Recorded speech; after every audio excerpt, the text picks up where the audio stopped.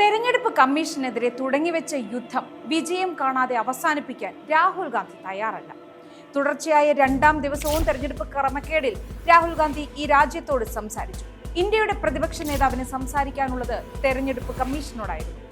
ഉത്തരം നൽകാതെ ഓടി ഒളിക്കുന്ന തെരഞ്ഞെടുപ്പ് കമ്മീഷനോടായി രാഹുൽ ഗാന്ധി 5 ചോദ്യങ്ങൾ ഈ രാജ്യം സാക്ഷി നിൽക്കെ ചോദിച്ചിരിക്കുകയാണ്. 1. എന്തുകൊണ്ടാണ് നിങ്ങൾ ഡിജിറ്റൽ വോട്ടർ പട്ടിക നൽകാൻ ഇനിയും വിസമ്മതിക്കുന്നത്? 2. എന്തിനു വേണ്ടിയാണ് നിങ്ങൾ വീഡിയോ എവിഡൻസുകൾ നശിപ്പിക്കുന്നത്? 3. വോട്ടർ പട്ടികയിൽ വ്യാപകമായി ക്രമക്കേടുകൾ തെരഞ്ഞെടുപ്പ് കമ്മീഷൻ കാണിക്കുന്നത് എന്തിനു വേണ്ടിയാണ്? 4. പ്രതിപക്ഷം ചോദിക്കുന്ന ചോദ്യങ്ങൾക്ക് ഉത്തരം നൽകുന്നതിന് പകരം തെരഞ്ഞെടുപ്പ് കമ്മീഷൻ പ്രതിപക്ഷത്തെ ഭീഷണിപ്പെടുത്തുന്നത് എന്തിനാണ്? 5ാമത്തെ ചോദ്യം, തെരഞ്ഞെടുപ്പ് കമ്മീഷൻ എന്ന ഭരണഘടനാ സ്ഥാപനം എന്തിനാണ് കേവലം BJPയുടെ ഒരു ഏജന്റിനെ പോലെ പ്രവർത്തിക്കുന്നത്? ഉത്തരങ്ങൾ നൽകാതെ മൗനത്തിലാണ്ടുപോയ തെരഞ്ഞെടുപ്പ് കമ്മീഷനോട് ഈ രാജ്യത്തിന്റെ പ്രതിപക്ഷ നേതാവ് ഈ രാജ്യത്തിന് ചോദിക്കാനുള്ള 5 ചോദ്യങ്ങളാണ് ചോദിച്ചിരിക്കുന്നത്.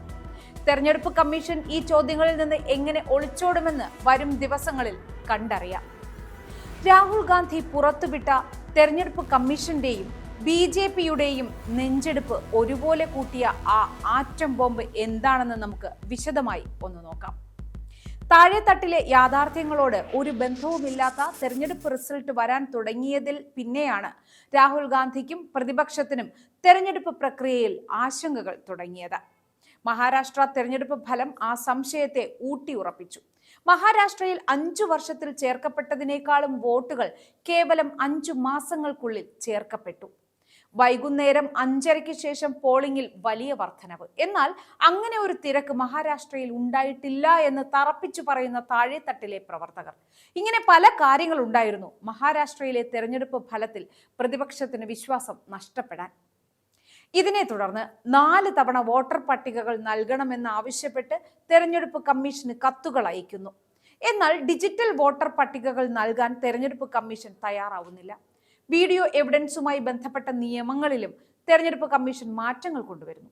തെരഞ്ഞെടുപ്പ് കമ്മീഷന്റെ ഈ നടപടികൾ കൂടിയായപ്പോൾ പ്രതിപക്ഷത്തിന് കാര്യങ്ങൾ ഏറെക്കുറെ അപ്പോൾ തന്നെ ബോധ്യപ്പെട്ടു കഴിഞ്ഞിരുന്നു.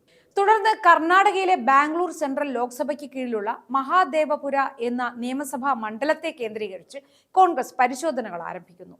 എന്തുകൊണ്ട് ഒരു മണ്ഡലം മാത്രം എടുത്തു എന്നതിനും കോൺഗ്രസിന് പറയാൻ യുക്തിഭദ്രമായ മറുപടിയുണ്ട്.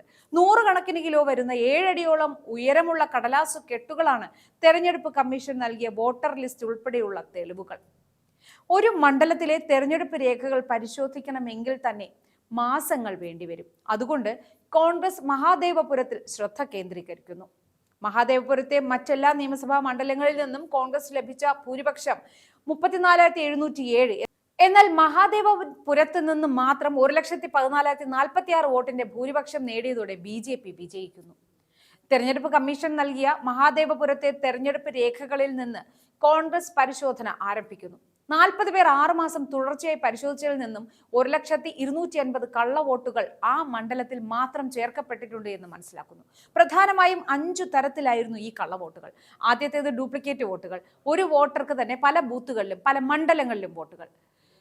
ഗുർഗിരത് സിംഗ് എന്ന വോട്ടറുടെ കാര്യം ഉദാഹരണമായി എടുത്താൽ അയാൾക്ക് മഹാദേവപുരത്ത് മാത്രം 4 വോട്ടുകൾ. ഇത്തരത്തിൽ മണ്ഡലത്തിലാകെ 11,965 ഡ്യൂപ്ലിക്കേറ്റ് വോട്ടുകൾ. രണ്ടാമത്തേത് ഫേക്ക് അഡ്രസ്സുകളാണ്. വീട്ടുപേര് 0 ആയ വോട്ടർമാർ, അച്ഛന്റെ പേരിന്റെ സ്ഥാനത്ത് ഇംഗ്ലീഷ് അക്ഷരമാലകൾ. ഇത്തരത്തിൽ ജനാധിപത്യത്തെ നോക്കി കൊഞ്ഞനം കുത്തുന്ന 40,009 വോട്ടുകൾ. മൂന്നാമത്തേത് ഒരു അഡ്രസ്സിൽ ഉള്ള ബൾക്ക് വോട്ടർമാരാണ്.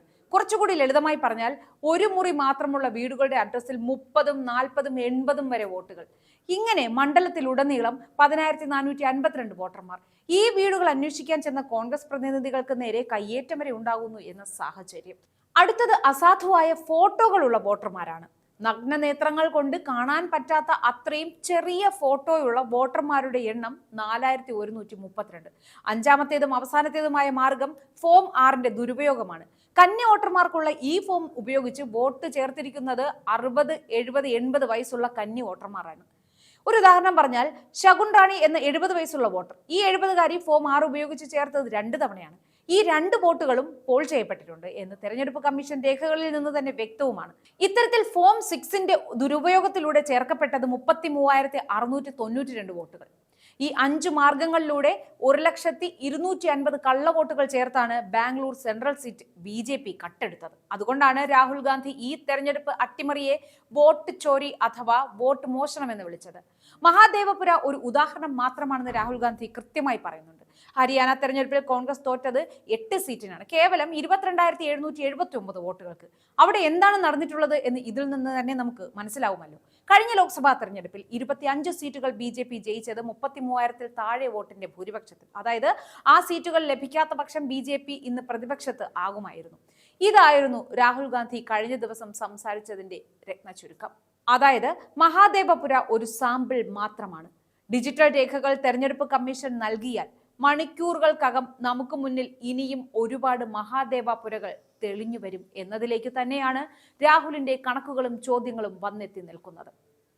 എന്തായാലും സത്യത്തെയും യാഥാർത്ഥ്യങ്ങളെയും എത്ര അടി പൊക്കത്തിലുള്ള പേപ്പർ കെട്ടുകളാക്കി മറയ്ക്കാൻ ശ്രമിച്ചാലും അത് രാഹുൽ ഗാന്ധിമാരുടെ രൂപത്തിൽ പുറത്തേക്ക് വരും എന്ന് ഈ രാജ്യത്തെ വോട്ട് മോഷ്ടാക്കൾക്ക് ഇതിനോടകം മനസ്സിലായിട്ടുണ്ടാവുമല്ലോ. BJPയുടെ ഏജന്റായി എന്തിനാണ് തെരഞ്ഞെടുപ്പ് കമ്മീഷൻ പ്രവർത്തിക്കുന്നത് എന്ന രാഹുലിന്റെ ചോദ്യത്തിൽ നിന്ന് എത്ര ശ്രമിച്ചാലും തെരഞ്ഞെടുപ്പ് കമ്മീഷൻ ഒഴിഞ്ഞു മാറാനാകില്ല.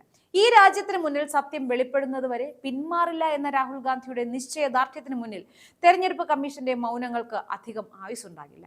എത്ര മറച്ചുവെക്കാൻ ശ്രമിച്ചാലും ഒളിപ്പിക്കാൻ ശ്രമിച്ചാലും സത്യങ്ങൾ പുറത്തേക്ക് തന്നെ വരും. അത് കാലത്തിന്റെ കാവ്യനീതിയാണ്.